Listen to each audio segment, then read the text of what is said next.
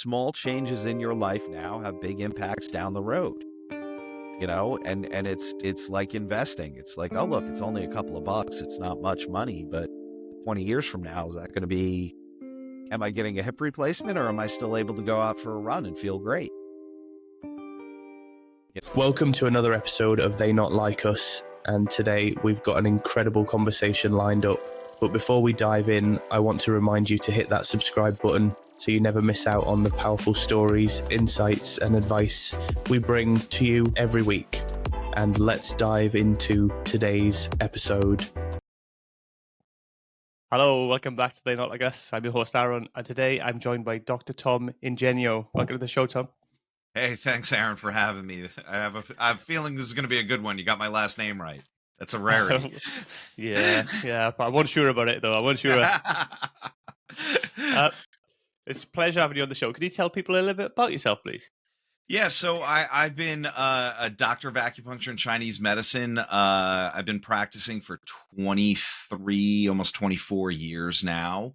I've always had an interest in health and medicine, and through a course of events that I don't think I had too much control over, I ended up becoming an acupuncturist, which has just been an amazing ride for me. I never, you think when you grow up, here's what I'm going to be, and no one ever told me this was a career path, and through I just kind of stumbled into it. It was such a great thing, and it's really enriched every part of my life. I know a lot of people don't get to do what they want to do, or they don't necessarily end up where they're supposed to be. Right? They might be really good at what they do and hate it, and they might be horrible at what they do, but they're making money. And fortunately, I believe the Japanese word is ikigai, which is like your purpose, what you're good at, what you're passionate about. That Venn diagram where it all kind of comes together. And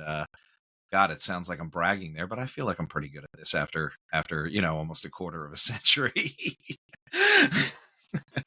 Yeah, I think people as well, if you're really interested in something, you get good at it because you have the passion for it, right? Yeah, absolutely. And it's really, to be able to help somebody and to be able to have both modern research and ancient classical texts that are getting translated.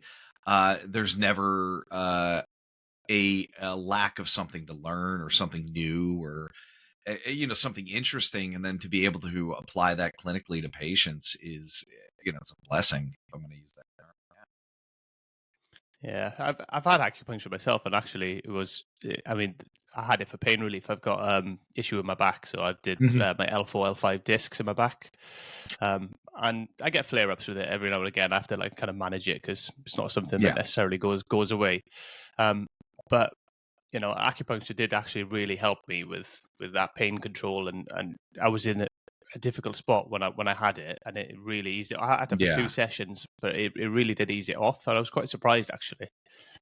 I forget the acronym and I don't know the name, but I remember like some British health council was saying we're recommending this over drugs now. Acupuncture, rehabilitative exercises, I think even chiropractic might have been on that list. And that's just been in the last few years. And, I think a lot of people, when they look at East Asian medicine, it wrongly got lumped with like new age practices, right? Because we talk about energy, right? We use this word chi, and then everybody kind of, their eyes glazes over and go, oh God, you're going to be, playing, chimes and burning incense. And yeah, there's some of that classically, because this goes back thousands of years, and it was traditionally done by, monks and priests, and that was its roots. But I'm, here in the States, I often refer to the studies that are on the Cochrane database or on PubMed, and we have more systematic reviews than physical therapy and chiropractic put together. So, to say we're not evidence-based, to say we don't have science behind what we do is kind of discrediting it, and kind of, I think a little biased, oh, it came from Asia. It can't be as good quality as what Western medicine is. And when we look at things like standard of care studies, we often outperform that, ibuprofen you might be taking, or acetaminophen you might be taking for pain, or neurological conditions. We can really help with things like diabetic neuropathy. Yeah, there's all these different avenues because we're a whole body medicine, right? So it's yes, we understand that your back is hurting, but who is Aaron as a whole person? How do they think? How do they run? How do we address all of that and then work on the symptoms? And I think symptom driven medicine is kind of what we have in the West. If I can mask it or I can turn it off, then it's not an issue. But in a lot of these more holistic practices, the idea is, well, what's going on that's causing that? What's that underlying cause? And now we're starting to see functional medicine coming into its own, which is basically based on the principles of East Asian medicine, which is what is the source of that disease and how do we go back there to fix Yeah, I think we need to appreciate that we're one whole organism, right? We can't it? Yeah. separate and go, oh, it's just your back, it's just this, it's just because it's all interconnected. You can't separate it out, really. Yeah, yeah, and even just back pain, right? Even your back pain is going to be different than somebody else's, right? Why? Well, yours may not be from sitting in a chair all day or driving a bus or, lifting garbage cans. It could have been from, hey, look, I hurt myself at the gym, or I've got this genetic structural issue. And when you start teasing it out to that, everyone, when we do studies, we want the largest group possible. And we want to say, oh, this is safe for 75% of the population. And we know that this therapy is going to be that effective. But when it comes to you, if you're part of that 25 that doesn't get results, or worse, gets a bad result, what do you care if 75% of the population got results with it? So in these kind of medicines, even though we have all these studies, we're also really focused on individualizing those treatments for that person that's in front of us. So yeah, we might do some same points because we're working on your low back. But you might get something that's a little bit different just to address who you are as a person. And and that's really even when we talk about like concierge doctors here, right, in the States, people are paying a ton of money above and beyond their private insurance, which we don't need to rip that apart today. But within that, they're getting this one-on-one, and they're talking to the doctor in a way that I think medicine should be practiced. Now the problem is it's not accessible for everyone, because this can be thousands of dollars somebody's shelling out a year just to have the cell phone of an MD. Um, but to be able to go, hey, look, I'm concerned about this. What else do we have? Is a question that is not often afforded to a patient in, regular Western practice. So East Asian medicine, I'm going to talk to you about your family relationships if they're relevant. I'm going to talk to you about things like your bowel movements if they're relevant. I'm going to talk to you about your emotional well-being, even if you're like, hey, I'm all right. Okay, well, that might be true, but sometimes when we see these problems, there's X, Y, and Z, and they're under the surface. We don't necessarily go poking where we're not invited. But within that, the goal is to figure out every aspect of how you are and how you work to get you the best results. Yeah, I think that is something that's missed in modern medicine, and the healthcare system's different in the UK than it is to the US, where we have the health service, so it's all kind of government funded, it's paid by taxes essentially. Yeah. You can still go down a private route, but then obviously it costs you money, and essentially you're paying to have the same doctors. Really, you're just speeding up the process, because they all work for both sides. But I think we do just treat symptoms all the time, and it's one of the reasons I refuse to take painkillers, because if like everybody's like, oh, take painkillers, but all it's doing is masking it. It's not actually, and then in my head, I'm going to make it worse, because then I'm going to behave like it's okay when it's not. Yeah. And possibly injure yourself more, and certainly masking stuff. Look, if you got to get through something, and this is look, I have to do this. I know I shouldn't. Yes, take the painkillers, but pain is just another signal that your body isn't running the way it should. Now, eh, I wish there was a method. I wish there was a way that we could guarantee somebody could be pain free. We can't, but we can certainly help people improve across the board wherever they're at. You can still have some healing potential. You still have some ability to get some relief. And hopefully one day we'll figure it out how to flip that master switch and reset all diseases. But they all have different sources, and we have to respect that. And like I was saying before, even people with the same condition, how it affects their lives, how severe it is, what was the underlying cause, how do you undo it, isn't always the same. So we need to respect that. And in that case, look at people as an individual. Once they're already, in the system getting treated, it's about them. It's not about the thousands of people that did that study that said this was good or bad. Yeah. So if I came to you with my back, for instance, what's the first Yeah. thing you would kind of approach, Tom? Well, so first of all, and this is funny. I say this expression a lot when I'm lecturing to other acupuncturists, and even when I'm lecturing to other healthcare workers. We have this statement: "Don't spank a crying baby." So your low back is screaming already, right? It's the area that's in pain. So what we're going to do is I'll probably run my hand over it to say, "Hey, is it here?" So you know that I know we're talking about the right area, right? Because sometimes you might say something and I might misinterpret it, or I might ask you a question. You go, "I don't know what the hell he's asking me," and then you'll give me an answer that you think is, I guess that's what he said, but it may not be what I was looking for, right? We accidentally miscommunicate. But if I put my hand there and you go, "Ow, yeah, that's exactly it." Both of us, boom. There's no language barrier. There's no misunderstanding. I pressed there. He said, "Ow." But we're probably going to have you lay down. We're going to do our long intake. You're going to be like, "Why is he asking me about like a high point of energy of the day? Why is he asking me about, it makes sense to ask you questions like what makes it better? What makes it worse? Is it hot? Is it cold? Is it stretching? Is it exercise? Is it better when you're sitting down, laying down?" Those kind of questions make sense. But when we start asking about like, what's the high point of the day for you? What's the low point of the day? Is there an emotion you tend to feel most of the time? We have 12 channels all over the body and over thousands of years of observation and recording those talking points. We developed this long system, so we want to figure out which one of those channels is the most out of balance. Now when somebody's coming in with low back pain, there's a couple of channels that run down the low back, and it's normally a combination of those two. But who you are as a whole person, well, maybe you got digestive issues, maybe you overthink too much, maybe you have a hard time settling down at night because your mind is racing. Well, that's all going to affect you and your back because you're not going to give yourself that proper time to rest. You're not going to be able to relax enough to get that deep sleep that's restorative. So we want to take that into consideration.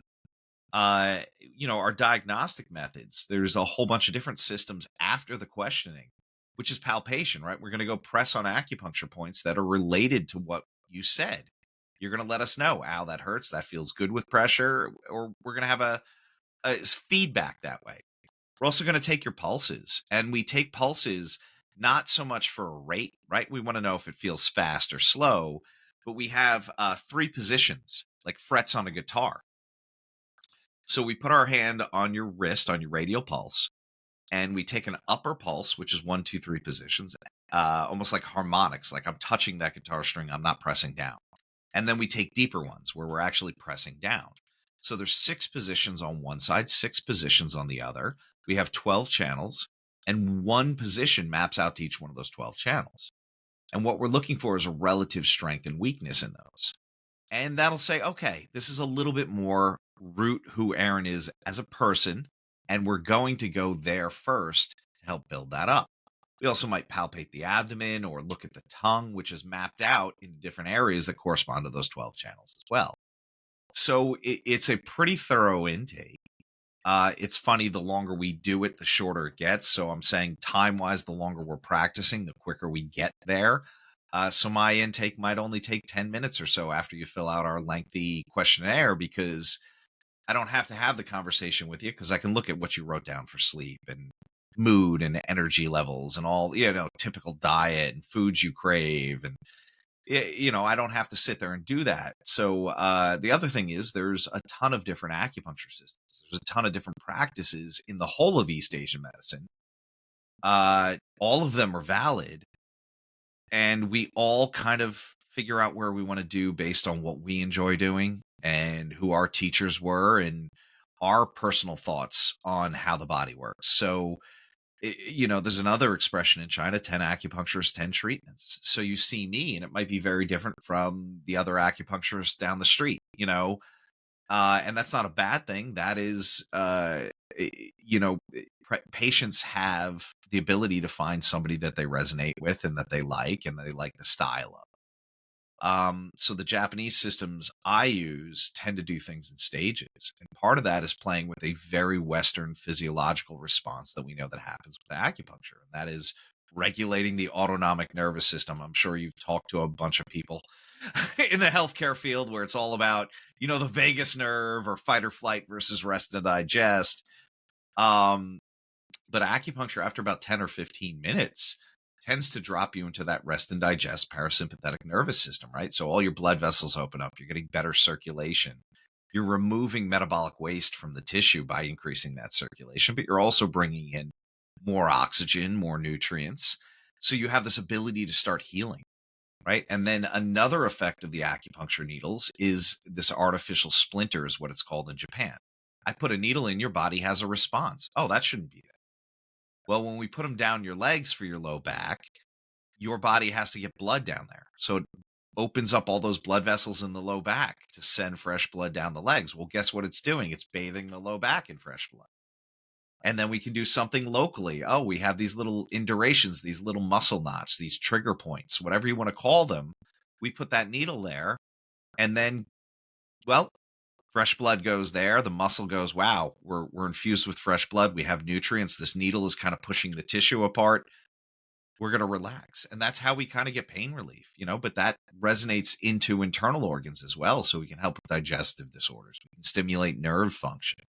So we're a whole system of medicine that works by playing with human physiology, which is pretty cool, right? We don't have to add something to the mix, right? You're not going to get a list of drugs. Now, we do give Chinese herbs alongside when they're appropriate. And sometimes we'll go, oh, look, you're on 12 medications. I'm not dumping an herbal formula on top of this. There's no reason. Your body's already confused. But if we can do things naturally and stimulate proper function and production, we don't have as many side effects, which is kind of the ideal medicine, is only going to help and not cause any problems. Yeah, we're quick to medicate, aren't we, in the West? We've used medication for everything.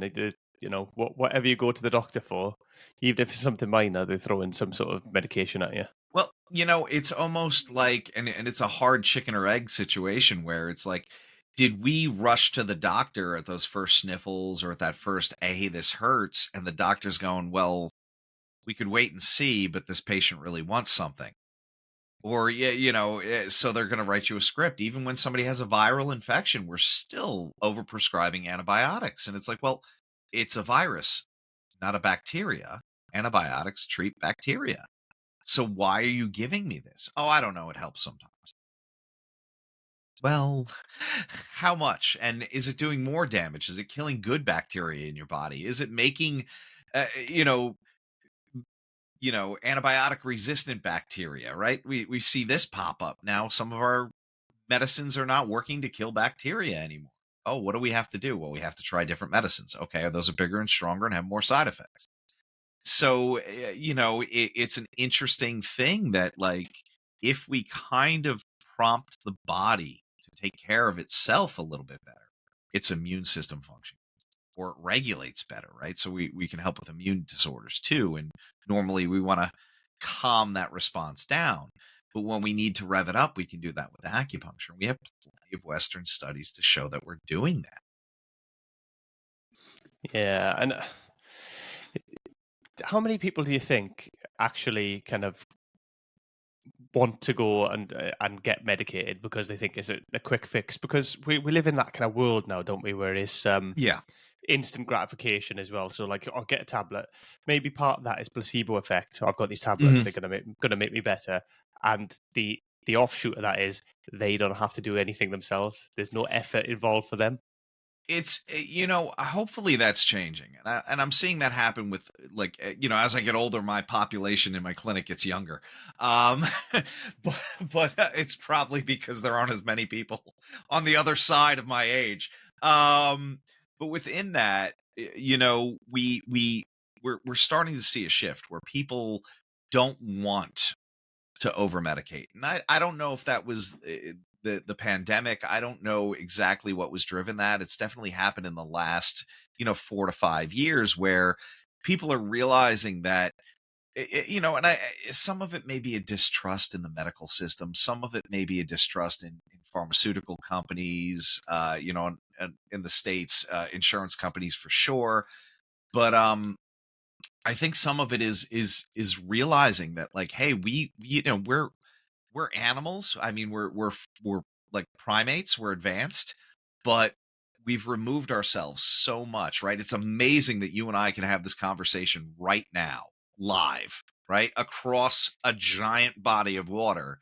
But on the same token, are we going to go outside and get sun today? Are we going to go move our bodies in a way that like we did before we had to do jobs? And are we going to put our feet on the ground? Are we going to eat things that are seasonally available in amounts that are sane?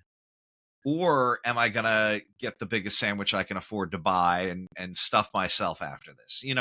So we're doing all these things that have removed us from the natural things that we are, right? We're destroying the environment, all of those things.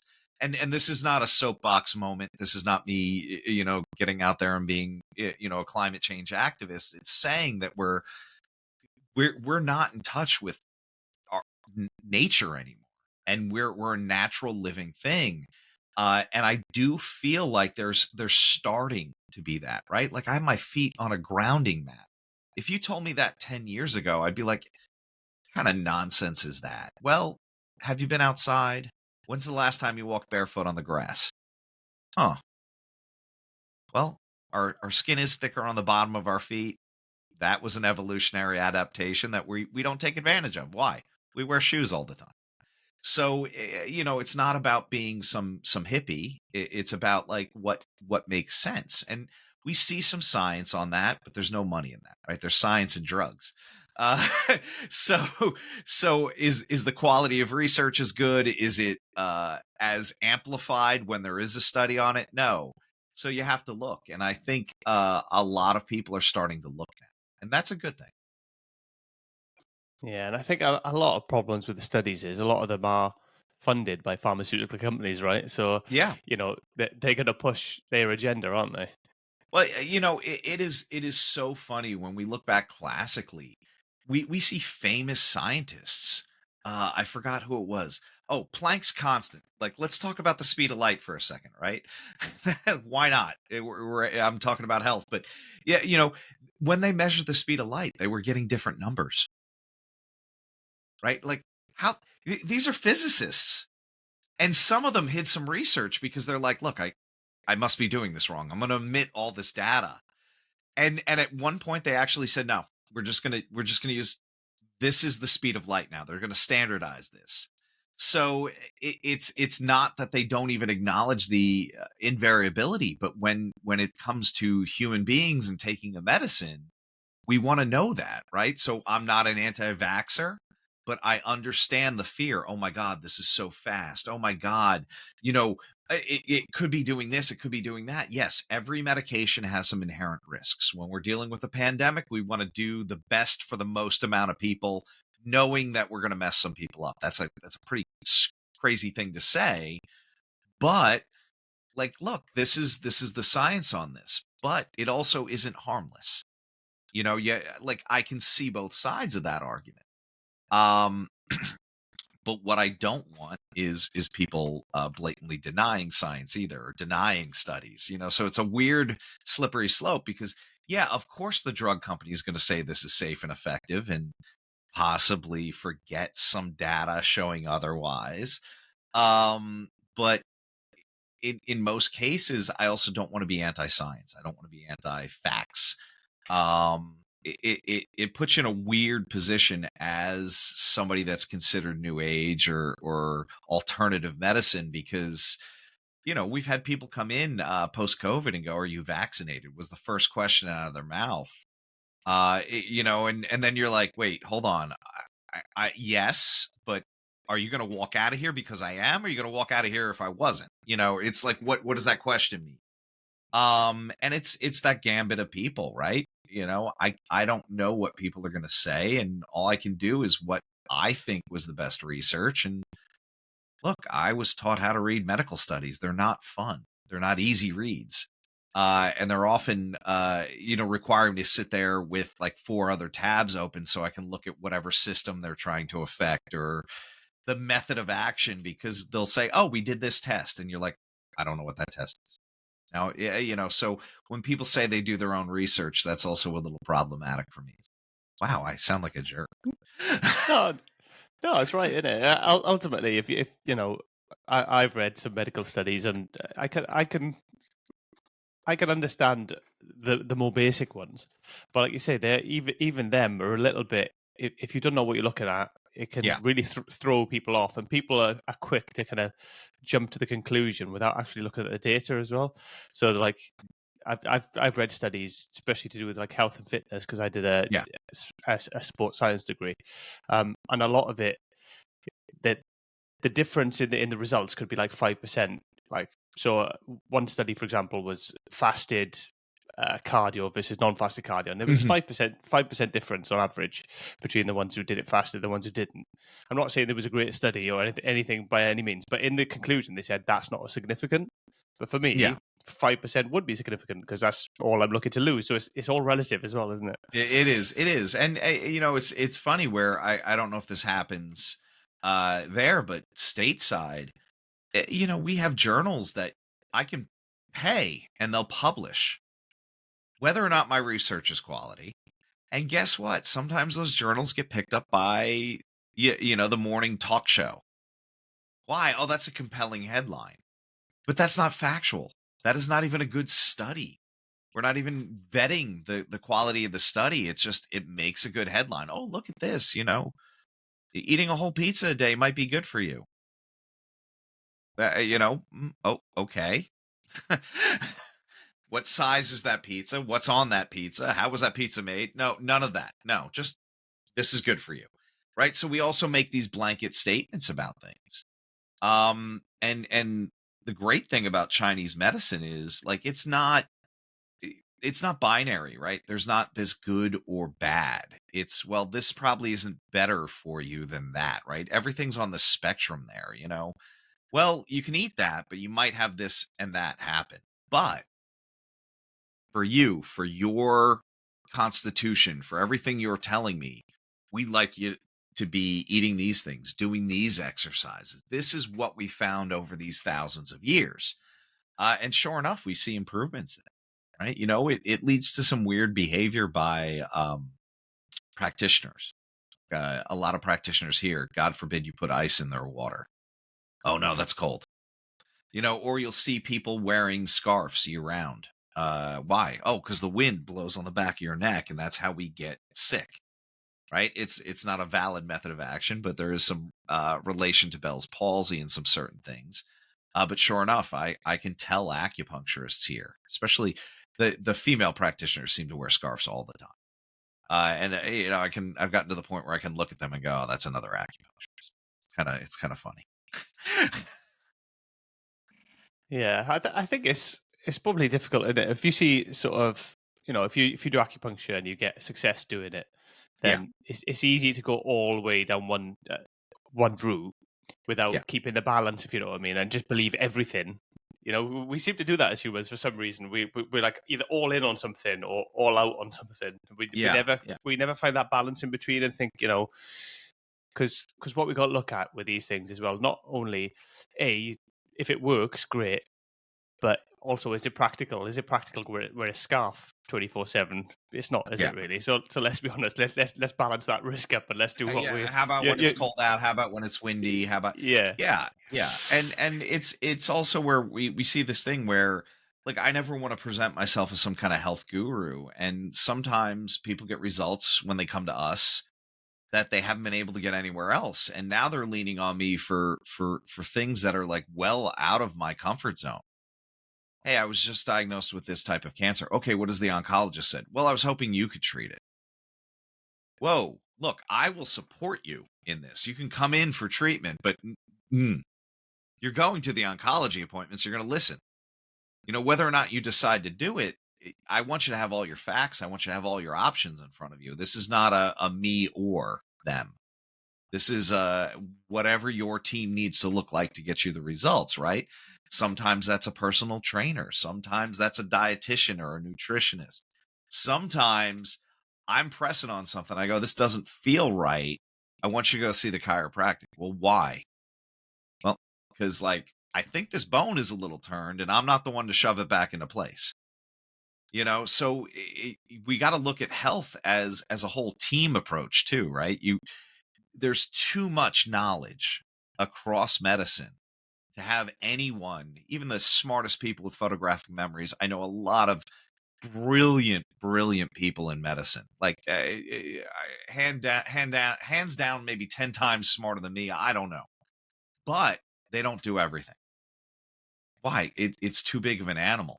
So, well, I would listen to who they want to refer you to. Then. Why? They probably know somebody equally smart. They probably know somebody equally well-versed in their particular discipline. And that's where you're going to get the best results. So a multi-team approach is always going to be better than, one person managing all your care, right? So I'm a big advocate of having people have a team of healthcare providers, especially when they're undergoing something chronic or something autoimmune or debilitating, all these things that could really knock people out. You want them to be able to have a support network, not just, rely on one practitioner. Yeah, it is important to, right person for the right job, isn't it? And, you got to, this is what we've, I don't want to say everybody, but a lot of us have got bad at is thinking that it's one or the other. Whereas, there's nothing wrong with balance. There's nothing wrong with being in the middle ground and seeking the best of everything. Yeah, and it's really nice to see that at least where my clinic is, down the street there's a chiropractor. There's probably about 4 or 5 nationally ranked hospitals within a few miles. There's nationally well-known doctors, right? Not every area has that opportunity. But here, I actively encourage patients. Well, I know University of Maryland has some amazing physicians there in the nephrology department. Maybe you should go there. Why? Because you want to have this team approach, because you want the best of all, views at this. And certainly, even the Western practitioners have become very favorable of acupuncture when they are clearly dismissive of other techniques like chiropractic sometimes, or I don't want you doing that, but no, you can get the acupuncture. Why? I saw a study, which is nice. They're seeing the results, they're hearing it from patients, and 95% of the time, I'm getting the green light from the physician to carry on, which is super positive after starting in a field where they're well, did they reuse those needles? Did that guy go to school for it? Yeah. It not only is it a master's degree entry level, it takes 4 years of postgraduate schooling and passing of state and national boards. It's not, you don't just get to go, hey, I want to stick needles in people and then do that. So yeah, the training for registered acupuncturists in the UK is also very stringent. I think people are surprised by that. These are not, you don't just come out of high school and go, I want to do this. And the education is normally most surprising to people, because they're like, oh, what did that take, a year? It's like, I'm taking a metal object and putting it into your body. I hope I had more training than that. I would hope you want me to have more training than that, Yeah, it's the chiropractic in the UK. I don't know what that's like in the US, but that takes, I think that's four or 5 years in university. Yeah. So Yeah. It's a college. doctorate So level program. Yeah. yeah, so there's a lot goes into it. It's not just some random people cracking bones and sticking needles in yourself. Like And that's what you want. You want well-trained people. So, we can say the government overregulates sometimes, but when it comes to the health of people, I don't know if I want them taking shortcuts. I want the person that's treating me with whatever modality they're treating me with to be the best trained, the best licensed, certified, that we know that they know what they're doing. And at the very least, the risk of harm is very small. Yeah, and it gives you confidence then as well when you got to see these people, and because when you have them first kind of engagements and you're talking with them as well, and you can kind of know, and just from them conversations that they know what they're talking about. Yeah. It Yeah. really kind of settles you down and calms you into it. Yeah. Uh, God, I feel a little bit spoiled. Because over the years I was able to make a Rolodex of so many. Wow, Rolodex! I dated myself. But I have contacts in a bunch of different disciplines that are just top of their field, and to be able to lean into them when I need to refer somebody or I have a personal question is really something not everybody gets to have, and it's a great thing. Yeah, absolutely. And like I say, it is nice. It sounds like it's happening for you, and it is nice if it happens more where the referrals are kind of both ways, and they have them kind of conversations, and people are a bit more open to other methods apart from just pharmaceuticals, really. Yeah, and I think we're starting to see this year I got to speak to two different colleges, two groups of med students about integrative practices, specifically around East Asian medicine. And they, these kids that are now in pharmacology classes, and this is how you treat this, and this is what we give somebody for this and this, are very open to like, hey, can we do this without giving them another? What is the more, in this way, conservative approach where we're not dumping something on them, or we're not making them do some heavy duty therapy, or we're not giving them surgery? So they're open. They're open to alternative methods like acupuncture. And it's funny because I don't even want to call it alternative anymore. If you're in China, that medical doctor also knows acupuncture. And if you end up in a hospital and you're triaged for whatever reason you're there, it's not, oh, you're going to get surgery, so we're not doing anything else. It might be, well, you might end up in the surgeon's ward, but we're going to start with this. We're going to do acupuncture. We're going to talk about, some therapeutic exercises. We're going to do Tui Na, which is a body work. I hesitate to call it massage. It's not always pleasant. We're going to do cupping. We're going to do moxibustion. We're going to give you herbal medicine. And that may be right alongside of here's your Western pharmaceutical. And look, we're going to schedule you for surgery after we get this imaging back. But it allows so many people more options. And that provides better outcomes across the board when you have more options. We know that when we talk about evidence-based medicine or evidence-informed practice, and this is kind of a dry concept, but it's a buzzword in healthcare now. It's largely when you hear that, you start thinking about those studies. What are really good studies, right? We want really good studies, but we also want people that have a lot of experience in treating that, right? We want the physician to be well informed or the practitioner to be well informed. We also want to take into account patient's beliefs and desires, right? If if somebody's going down a certain route and they say this surgery is the best, but like, look, this is going to mean that I can't do X, Y, and Z, that patient might be more upset by having something taken away, even if it cures the disease or helps the problem, than the disease itself. And we do need to respect that. Now, if it's going to end up with the patient being dead, I think, we should be insistent. But in most cases, if it's like, hey, you're going to limp a little bit more versus we're going to give you a prosthetic leg, well, I'd rather just limp.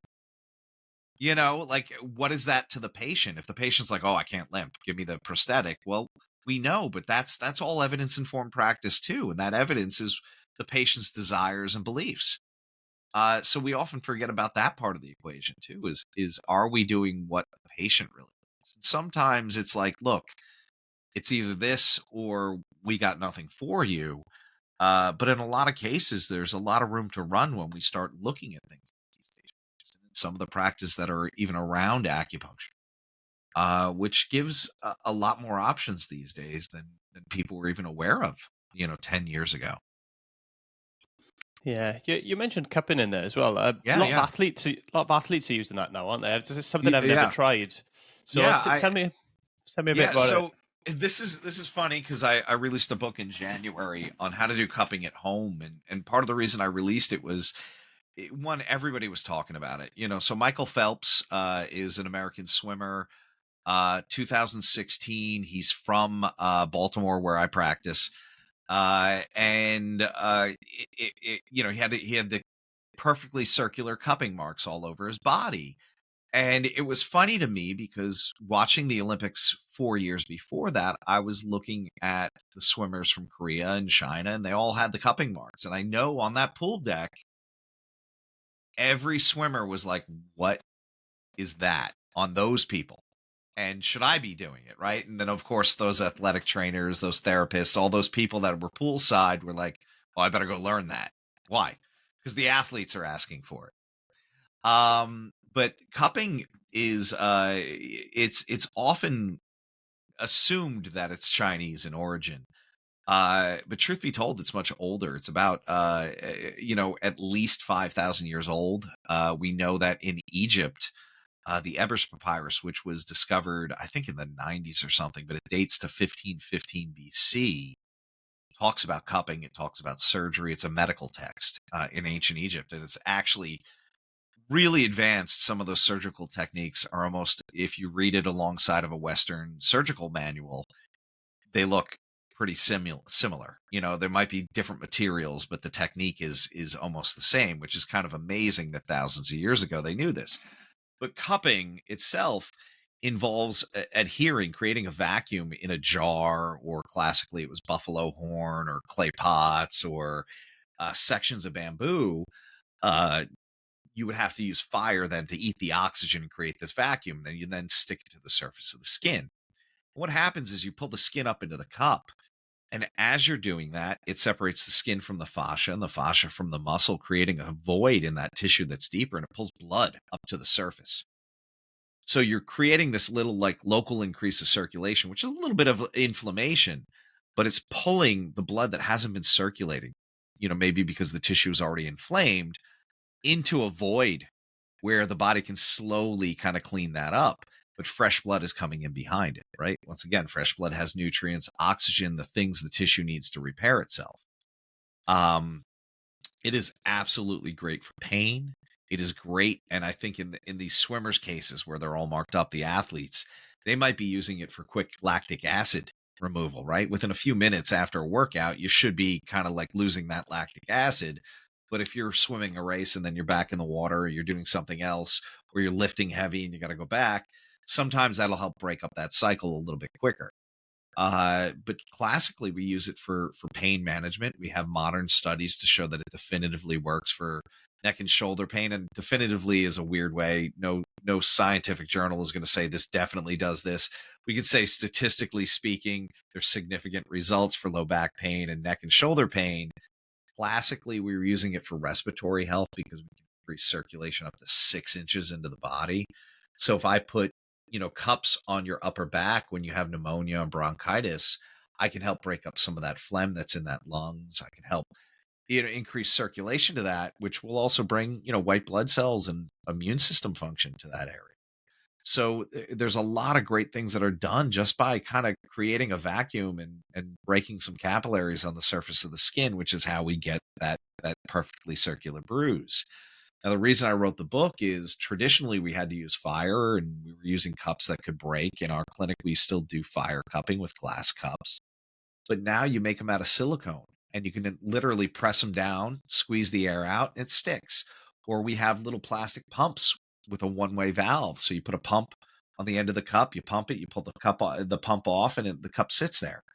So there's so many options that have been around in Asia, and you would go to like a grocery store in the health section and get a cupping set. If you have an Asian market near you, you can probably find one there. But because so many athletes and celebrities are showing up with like either their shirt off or perfectly circular mark on their back, and somebody go, oh, what is that? It's hit that critical mass where people are talking about it again. But one of my favorite things, I taught in Manhattan before I moved down to Maryland, and the school that I was teaching at had a lot of foreign students, a big place for people to come and study. It didn't matter what country they were from, whether it was Russia, whether it was South America, whether it was from some country in Africa. They all would say grandma used to do that, and it's often referred to as grandma's medicine. So we all have this historical attachment to it too, which, once again, getting back to that evidence-based medicine, that is the patient desire piece. So we have clinical studies. Practitioners like me, acupuncturists, have been using it probably from 300 AD. That's when one physician was like, look, we know this is folk medicine, but it's so clinically effective, you should be doing it in your practice. And it kind of got picked up then. But it hits every one of those evidence-based medicine elements. And the other thing is, it's really easy. So my whole goal with writing the book was trying to return this to people's hands, right? So I wrote a short manual that's meant to be read by anyone. It's not meant, you don't need a PhD to read this. Quickly understandable and quickly employable. So if you hop on your Amazon, I don't know what it is in British pounds or in euros, but it's not an expensive book. Cupping supplies are very cheap now. And you buy a set that you like. We discuss all of them in that cupping book. And you figure out where you want to go, and hopefully you have some knowledge and some tools that'll last you a lifetime and allow you to treat yourself and a lot of other people. Yeah, that's quite. I didn't realize you could do it yourself. To be honest, I always thought, because I've only ever seen it, with the glass cups and the heat, and I was like, oh, I wouldn't try that. And leave that to somebody that's a professional that's been trained in that. But I mean, this is one of the great things about living at this time. I mean, certainly it's uneasy over here with an election coming up next week. But with all of that being said, as technology catches up, right, we can go back and look at old practices and not kick them to the curb because they're no longer valid, but find a way to do them safer, faster, more efficiently. Right. So it's going to be hard for you, Aaron, to cup your low back by yourself, right? It's going to require some help. But if you read the book and you go, okay, I want you to put the cups here, you can show somebody within a couple of seconds how to attach whatever cups you get. So it's a great way to get, another tool in your toolkit that you can use for your own personal health, for the health of your family, the friends, that may need something, so why not do that for people? Yeah, I'll have to recruit the kids, get them on it. You know what? Look, I started buying silicone cups when I had kids because, they're probably not going to let me come at them with something on fire. And, oh, what is that? That's weird. And the silicone cups, I mean, the kids were playing with them. I came home and they were covered in cupping marks. And it was like, well, you're not going to hurt yourself. It's much better than playing with a bottle of prescription medicine. There's no side effects here. But they had, I got two redheaded daughters. Their skin's very fair, so the bruising came up quite quick. But it was funny because I was trying to treat one of them the day before, and she wasn't settling down and letting me do it. She's like, "No, I don't want you to do it." But I left them out. I came home and they treated each other. So not exactly where I would have gone as a practitioner, but at least they got something, which is, and it's great too, because now, like, something that would be very weird and foreign to them. Yeah, they're growing up in a weird household anyway with what I do, but it's something that they kind of know how to do now years later because they've grown up with it, right? It's part of their tradition, it's part of their heritage, which it was for so many people globally. that I want to return that to them. I mean, now we're saying words like, oh, was this colonized? Was this appropriated? These are conversations we should be having. But I can say cupping went everywhere as a practice thousands of years ago. So we all kind of get some ownership in that. It's nice to return that back to people and give them something that, their ancestors did, in a safe and modern way. Yeah, and like I said, there's a lot of popularity in it now, so that helps, doesn't it? Helps the It image definitely does. Soon as athletes are doing anything, anybody involved in sport wants to do it, and then it kind of spreads, doesn't it? To the It does, and even to the point where more practitioners go out and learn it because they're like, well, that guy's getting it, and if I want to keep up with my field, if I want to keep up with the trends in the profession, and we shouldn't do everything based on trends, but if people are coming in and asking for it, if I'm not doing it, they're going to go somewhere else to get it. So they, it's also engendering new practitioners to do, which is kind of great. Yeah, the way it works as well, I find it quite interesting because I think a lot of the stuff that people try now or want to try, so like ice baths and saunas and stuff like that, things that they want to do, a lot of it is just stimulating blood flow. A lot of it. It's so funny when we have an ice bath, we have cryotherapy, we have sauna, we have red light therapy, we have exercise with oxygen therapy, salt therapy, all alongside of my acupuncture, moxibustion, cupping, gua sha, massage, all these traditional old therapies. And somebody's going like, well, that doesn't make any sense. You're an East Asian medicine practitioner. And I go, well, if we look at the physiological changes that happen with most of these services, they're all reducing inflammation. They're all increasing circulation, and they're all helping to regulate the immune system.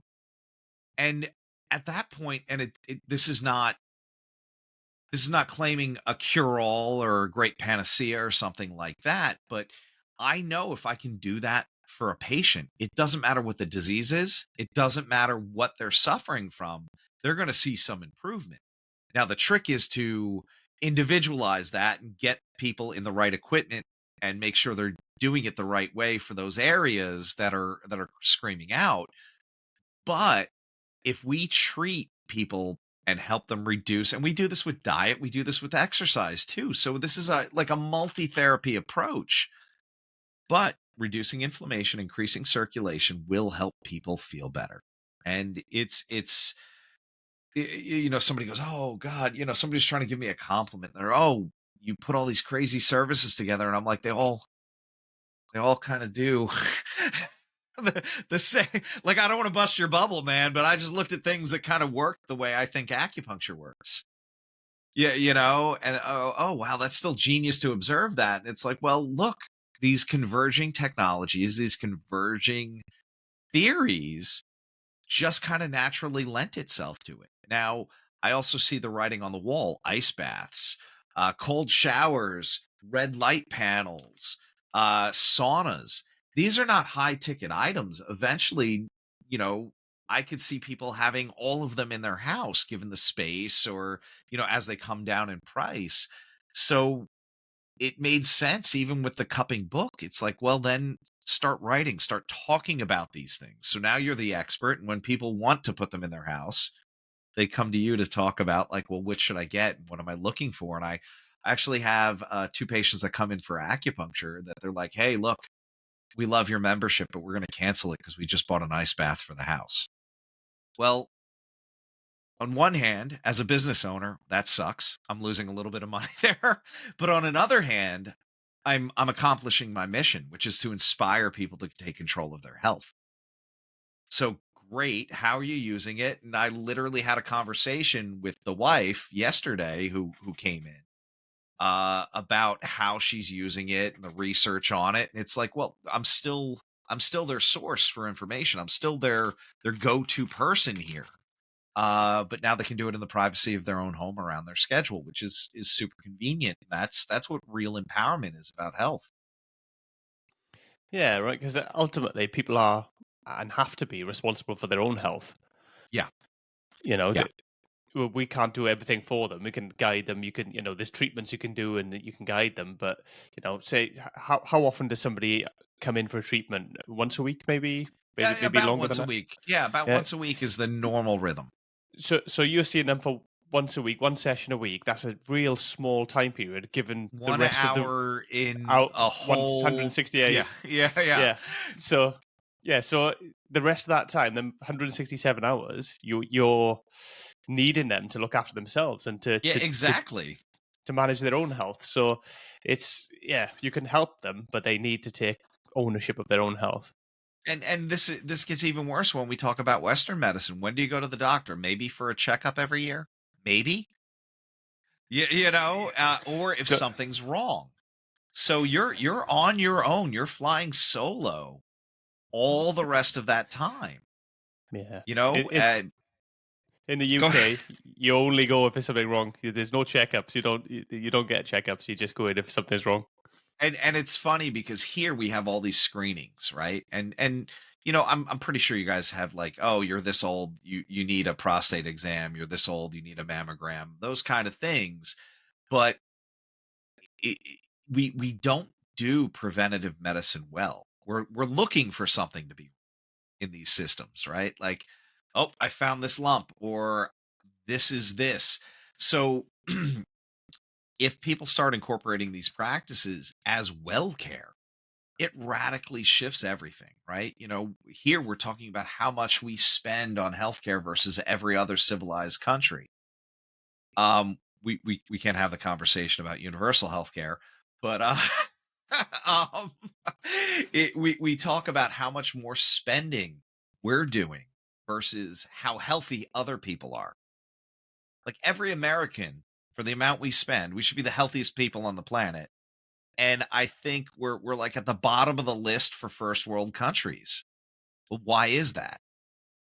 Well, we're pumping you full of drugs. We're expecting you to just manage sickness and illness. But we're also not empowering our citizens to understand what a healthy life is. We're not teaching them that for sure. And it's a shame because I believe that what we do in our lives resonates out to our community, our friends and our family, and then that happens at a national level and then at a global level. So if we're sick and unhealthy, guess what? People around us are going to start getting sick and unhealthy. And then we live in a society of sick and unhealthy people that are probably not thinking with their right minds. And wow, I guess we end up here. Yeah, but it's true. And you look at kids as well, right? Kids, Mhm. they observe and they do what you do. They don't do what you tell them. So if you're No, living, absolutely not. and if you're living that kind of life, then that's the kind of life they're going to live. Yeah, And it yeah. just passes it down to the next generation. So you have to kind of take ownership of that. Yeah, and small changes in your life now have big impacts down the road. And it's like investing. It's like, oh look, it's only a couple of bucks. It's not much money, but 20 years from now, is that going to be, am I getting a hip replacement or am I still able to go out for a run and feel great? That little investment in our health. Yeah, and it's something that I've looked at as well, because as you get older, you do start to look at actually quality of life. So it's all great that we live longer now. We have medical practices that can keep us alive longer, and Mhm. generally it's safer, so we live longer, etc. But what's the point in living an extra 20, 30 years if you're not mobile, if you're not able to enjoy life? Yeah, Yeah. to some degree at least. Yeah, it's a conversation I've had with a lot of people because, blessed or cursed, my family has some longevity in it. My great grandmother was nearly 106 when she died. All of her kids, minus my grandfather, who had a congenital heart issue, um, were well. I mean, one of them is celebrating his 99th birthday in a couple of weeks. So, all of them, are get longevity, and they were active most of their time, right? Towards the end, things popped up. But if it means being living a long time and being stuck in a wheelchair or stuck to some machines, what's the point? If you can be vibrant, if you can be active, I'm very lucky where I have a couple of patients that are in their 90s, and they still drive to the clinic. They're still spry. One of them is a priest. He gives like five masses a week. It's kind of crazy. It's like, wow, he's 90 and he's still out there. Oh yeah, I go here, I go there, I go do this. He has an active life, and it's because he's relatively healthy. Yeah, he's seeing me for some of the arthritis. He's seeing me for little aches and pains, but he even attributes his long health to his wellness routines, regular chiropractic visits, regular exercise, regular acupuncture. And that's the model that a lot of our practices work better in. Certainly East Asian medicine is better at well care. Yeah, we pull out some miracles when you have nowhere else to turn, but I'd much rather see you at the first sign of anything going wrong, or better yet, before something goes wrong, and try to keep it that way. Yeah, there's a difference between being alive and living, right? Yeah, and if we look at how we're spending our time, you might be committing a little bit to exercising. You might be committing a little bit to prepping your own food so you have better quality food. You might be committing a little bit to go get a tune-up treatment from acupuncture every few weeks if you're feeling good. But how much that may add on to the back end is something that's very hard to quantify, but at the same time, it could be quite a lot. Like I've managed to avoid X, Y, and Z diseases. That's why we ask about family history and healthcare, right? Oh, look, you got a family that's had heart attacks left and right. Well, let's start looking at your heart now before something happens. But we need to do that with every aspect of our life. And it doesn't have to be heavy lifting. I've got friends that run ultra marathons. I hate running. All right, well, I'll go for a walk. Why? Because I know it helps with my cardiovascular health. I love lifting. Other people are like, I'm not going to power lift. That sounds horrible. All right, just make sure you move your body. Take care of it. And that resonates into every other aspect of our life, right? We get a little bit of mental fortitude when we push our body. We get endorphins. We get anandamide, this bliss molecule kicking out. So we see all these extra benefits of that lead to us living longer, happier, healthier lives. And it's just those little, investments along the way that go, add up, like I said, like investing. Absolutely. Tom, where can people find you if they want to learn a bit more about you or get in touch with you? Yeah. So I point everybody to my clinic's website, which is Charm City Integrative. Charm City is the nickname for Baltimore that isn't the mean one. But that has all about me if people want to book me for lectures, podcasts, seminars. I do all that. I have links to my book there, thecuppingbook.com will get you there too. That's available on Amazon, every online seller worldwide. But, if you have any questions or concerns, you can find me on charmcityintegrative.com. And I'm happy to answer questions when I can. And, we just want to be there to promote natural methods of people keeping themselves healthy. Beautiful. I'll make sure I drop the link in the show notes for people to make it easy for them to find you. Awesome. I'm going to bring this to a close, but before I do you have any kind of final messages or thoughts that you want to share with us? I think healthcare can be a lot simpler than it is, but it requires some ownness from the person that is in the body. So things like meditation, things like daily movement, they're going to go a long way. I think that's it. Small investments now lead to big outcomes later.